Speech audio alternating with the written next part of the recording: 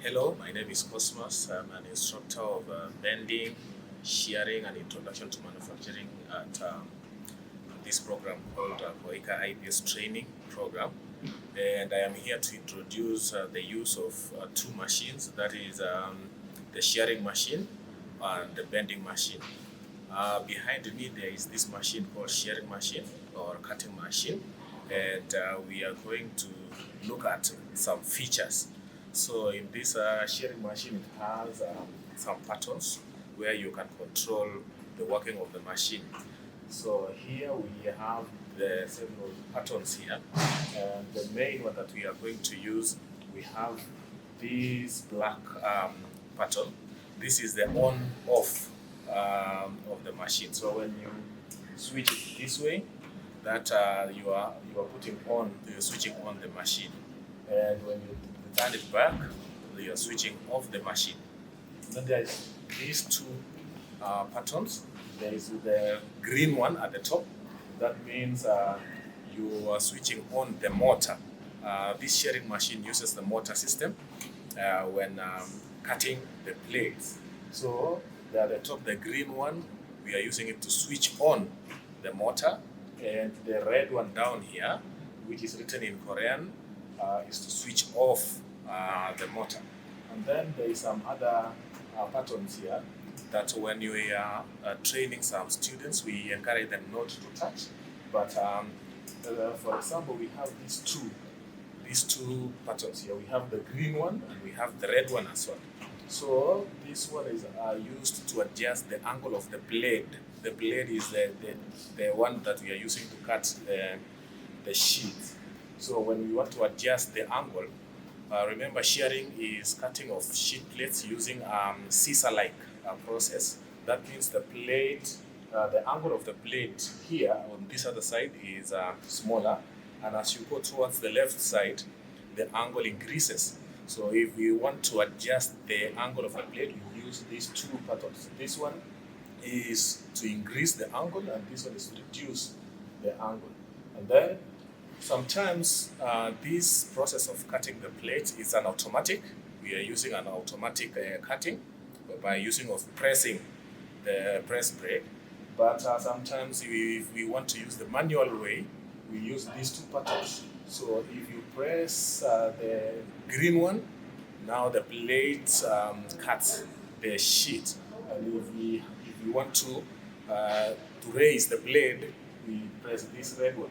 So basically, these are some of the features that are in this control panel. So on this other side, we have the monitor, and the monitor is the place where we are going to key in our parameters.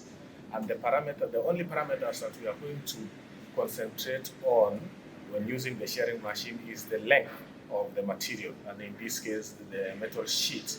So if you see here, we have an on. The middle button is an on button. So if you press this middle button, you are switching on the machine. And then this one down here is switching off the machine, and it's also used as an emergency button. In case there is any emergency, somebody can just press this one and the machine stops. And at the top here is the buzzer. It's called a buzzer. It's kind of a speaker that when there is an error, there is a sound that comes out of it. So in this one, there is some keyboard, kind of a keyboard with digits and some instructions here. At the top here, it's written in Korean, but that means that the most top is called the modify. So if you key in some figures here and you want to modify, you are using the first button. And the middle button is enter. So after you key in your parameters, you have to enter so that this machine can save that data. And at the bottom is the delete button. When you key in the parameters and you want to delete, so you are using the delete button. Down here, there is an error correction button. So when there is an error and you want to rectify that error, you press that button.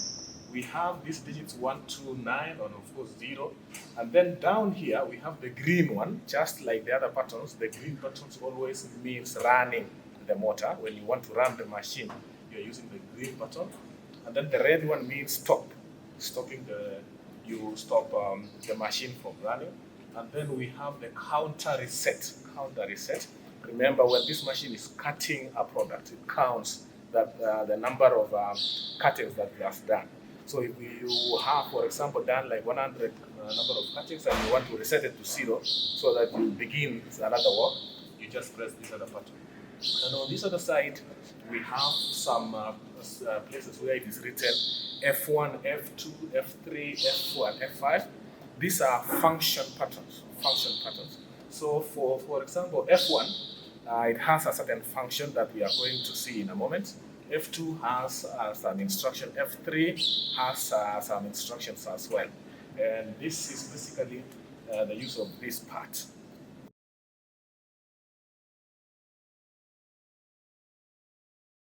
So down here, this is the main part of this shearing machine. So we have this part which is called the working table. So people use here when handling the product, when you want to cut a sheet, for example. And down here, so we have these safety features here. It's called metal rods. Actually, this is used to indicate to the user that when your fingers is past these rods, that means you are entering into a dangerous zone. So when somebody is working with this shearing machine, he or she has to make sure that the fingers or the hand must not pass through these rods. And behind these rods, there is what is known as the clampers. This clamping equipment is used to hold the sheet when it is operational. So normally we don't encourage the user to keep on holding to the sheet when it's cutting because the clampers always clamp the product. And behind the clampers, there is now the cutting plate. This is now what is being used to cut the sheet, and it is very sharp. And as I mentioned earlier, it is the angle is smaller towards the right side, and as you go towards the other side, the angle is a bit larger. And in this machine, there are some safety signs that are being placed. For example, if you can see this one, it has a hand, and you can see it's being pressed, and there is some indication. There's some sign in Korean language. That means that you should be careful with your hands when you are using this machine. What I wanted to mention is about the bag gauge. So behind the blade, that blade that we are using to cut the sheet, there is something which is known as the bag gauge. The parameters that we explained earlier that you have to key in, of which I mentioned, is mainly that is the length of that product that we are going to cut.